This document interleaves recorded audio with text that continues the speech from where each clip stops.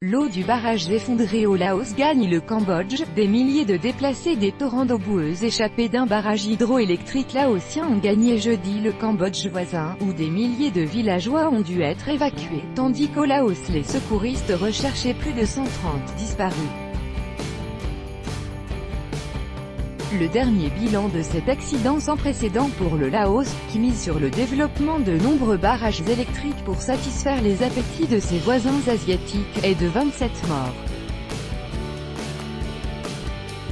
L'eau a désormais atteint le Cambodge voisin, où 17 villages ont été inondés à cause de l'effondrement du barrage au Laos, a déclaré à l'AFP Menpong, porte-parole de la province cambodgienne de Stung Treng. Nous avons évacué 5600 villageois car leurs maisons étaient submergées, a-t-il précisé, sans faire état de morts ou de disparus sur place.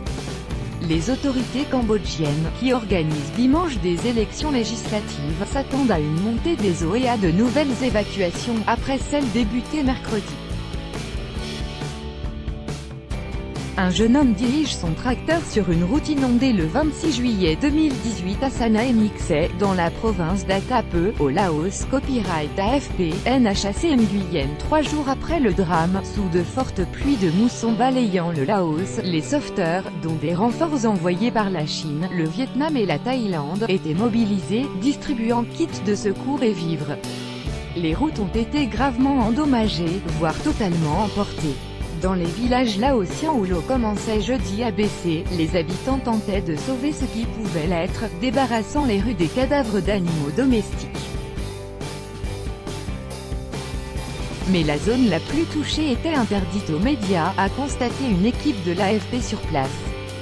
Depuis que le drame s'est produit, lundi, le régime autoritaire laotien contrôle étroitement les informations. J'ai vu de nombreux corps. Il y avait des corps qui flottaient. Les autorités les ont ramassés mais ils n'ont pas emballé correctement les corps et c'était terrible, témoigne auprès de l'AFP Tran Tan, un villageois d'une quarantaine d'années qui a réussi à fuir le village de Ban Mei. Il assure que des villageois sont isolés, entourés par les eaux, sur une montagne proche du village, dans l'attente que les secours puissent les atteindre. Les gens sont dans un piteux état. Vraiment, je ne sais pas comment ils vont réussir à surmonter cette épreuve. Ils ont tout perdu, a constaté sur place un médecin vietnamien requérant l'anonymat.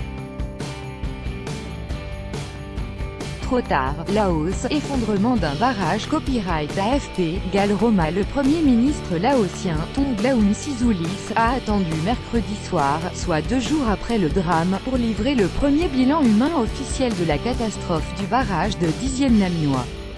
Les rescapés, traumatisés, assuraient jeudi avoir été prévenus trop tard. Personne ne nous a informés. Les habitants ont vu l'eau arriver et se sont mis à crier, accusent, comme d'autres habitants interrogés par l'AFP, Touza Douang Gapai, réfugiée dans un abri collectif établi dans une école maternelle. Elle a parcouru plusieurs kilomètres sur son petit tracteur, pour échapper aux eaux qui ont recouvert son village de Kok Kloy. C'est tout ce qui me reste, ajoute-t-elle. Lundi, les autorités nous ont prévenus par haut-parleur vers 16 h que de l'eau allait être libérée.